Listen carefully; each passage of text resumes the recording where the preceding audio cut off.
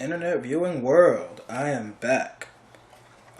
So during the last video, I discussed two ways to kind of help you on the way to recovery, namely with religion and or with medication, and I discussed my experience with it.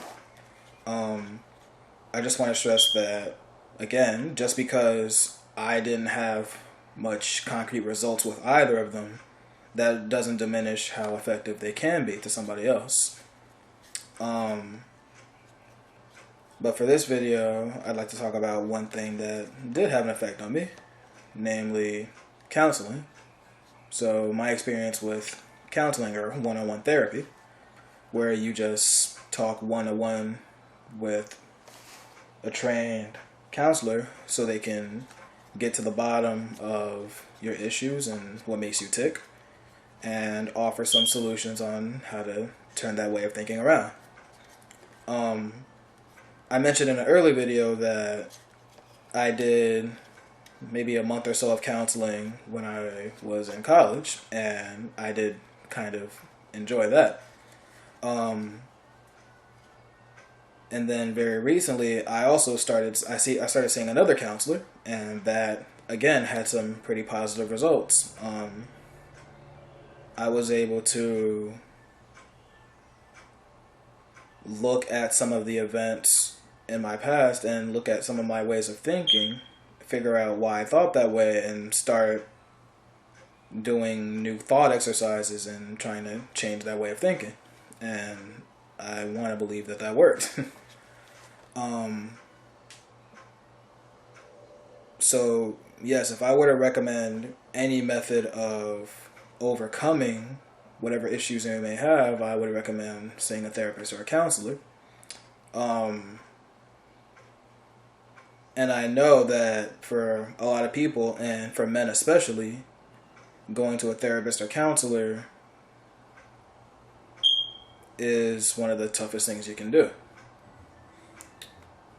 And honestly, it was kind of hard for me too. We're taught, for the most part, in this society anyway, to keep this stuff locked away. And especially if you're a man, talking to a therapist is kind of seen as, hey, you might as well turn in your guy card right now or chop your balls off, or whatever you might get told to do. But I do want to stress, and I do earnestly believe that sometimes you just need to talk. And sometimes it's best to talk to somebody that's equipped to help you and equipped to kind of maybe help you understand some of the things that are going on in your head more than a friend or a partner or a family member can. And as strange as it may sound, sometimes talking to the therapist may be easier than talking to one of the three people I listed above, just because you're less likely to keep secrets sometimes. You're more likely to reveal all of it because you're not concerned about disappointing this person. Maybe I'm projecting a little bit, but there's a chance that somebody else thinks like that.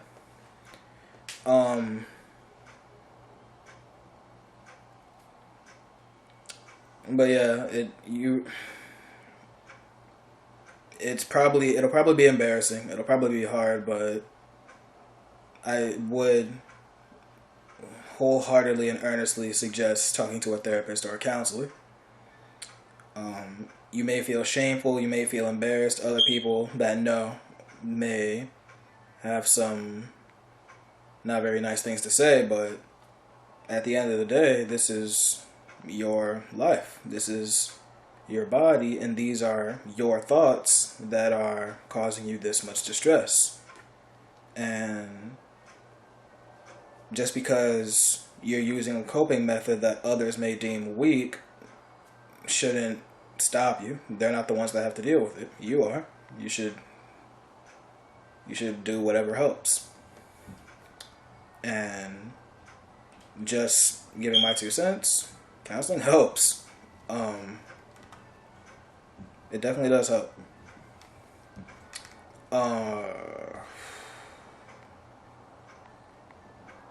So, kind of the new thing I wanted to, or the new topic I wanted to kind of broach today would be the topic of relationships, namely more personal ones. So, what has been my experience with intimate relationships? Short answer, none. No experience. I've never been in a close relationship with anybody. I've never had a girlfriend to this point. Um, and mainly just because I was never really interested in one. I've certainly been attracted to certain girls, but I never really had a strong desire to pursue a relationship, even back in elementary or middle school or high school when puberty was hitting the strongest. I was just never interested. Um, there could be a number of reasons, just that I was too, I guess I was too maybe selfish. Maybe I was too locked in my own head to notice when somebody else might be showing interest in me.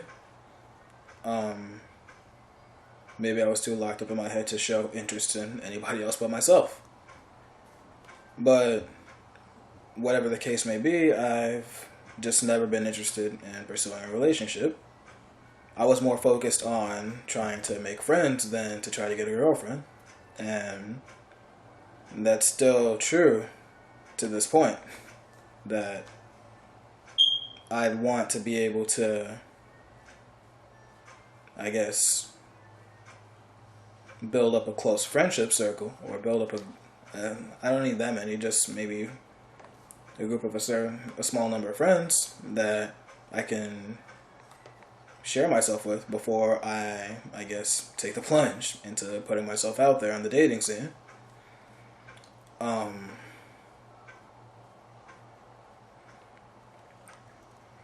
Now, my thoughts on relationships, that one's probably a little bit easier for me to talk about. Um, I guess one of my fears with relationships, or one of my thoughts or observations about relationships, is I don't like seeing relationships in media or in real life where either the girl or the guy fall in love with each other and then their personalities get kind of overwritten. Like, they're a completely different person from when they were when they first entered the relationship. And I'm not sure how to feel about that. You were a person that had your own identity and your own goals and aspirations before you met this person. And I just think it's a bit unfair or unfortunate for all that to be cast aside just from you meeting this person that you've fallen in love with. Um, and that's kind of my hope for any future girlfriend I attract or I become attracted to, that we were both people before meeting each other, and no matter how much we love each other, we should be able to hold on to who we were. I don't want a future girlfriend to completely lose themselves because they're infatuated with me, and vice versa. I don't want to become somebody I've never been before just because I'm attracted to this person. Ironic in my case, because there have been times where I would have wished to be anybody else, but here we are. Um,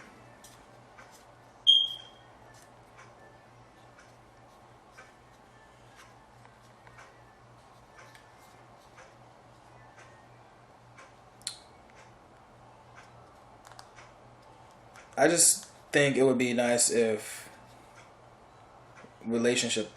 speaking about relationships, it'd be nice to, I guess, have a firm knowledge of who you are and find somebody that complements that. You shouldn't have to change the other person to have a healthy relationship. Their goals should kind of align with yours. Like, if you're a person that's content where you are, and you're attracted to somebody or trying to pursue a relationship with somebody that's constantly dreaming big and constantly working to get hard, of course there's going to be friction, right? And me personally, I still think there's far too much work to be done for my personal growth for me to want to, I guess, pursue anything romantic. Maybe that's a roundabout way of saying I'm selfish. I don't know how I feel about, I guess,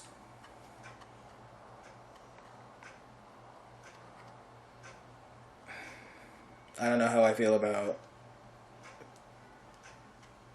I guess, sharing my time. Knowing that I don't fully love and appreciate myself yet. I'm working on it slowly but surely, but I'm nowhere near there yet. And how fair would that be to a girl that is only asking for my love when, frankly, I'm not really sure how to express it?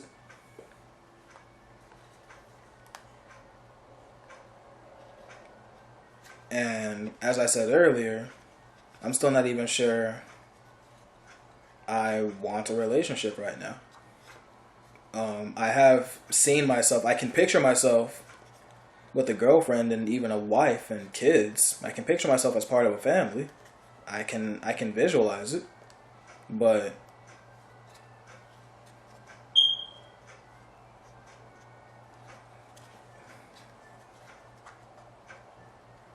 it just seems so far off. It just seems like it's not going to happen anytime soon, and frankly, I'm kind of okay with that. Again, I'm in no real rush to pursue a relationship. I just don't have a strong interest right now.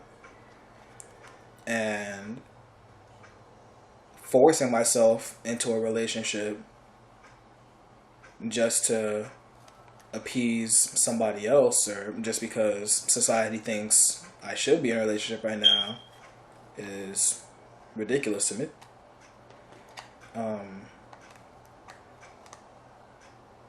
I'm living life the only way I know how, and that's just my 2 cents.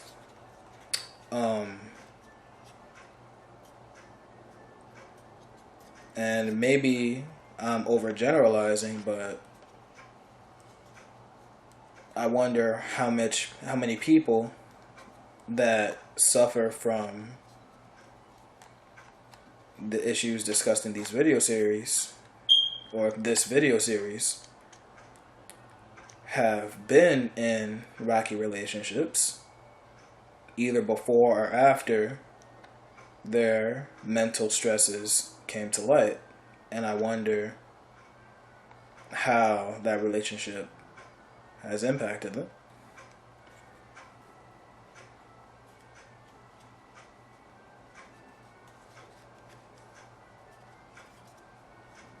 That just must be such a tragedy to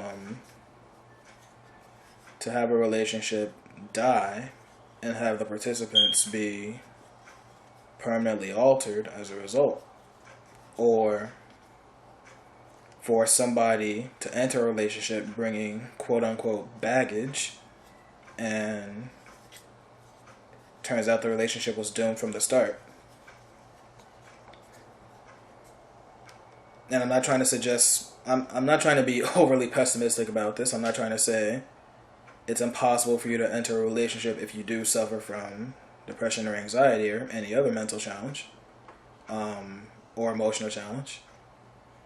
If you meet the right person, then of course the relationship can work. I'm just saying,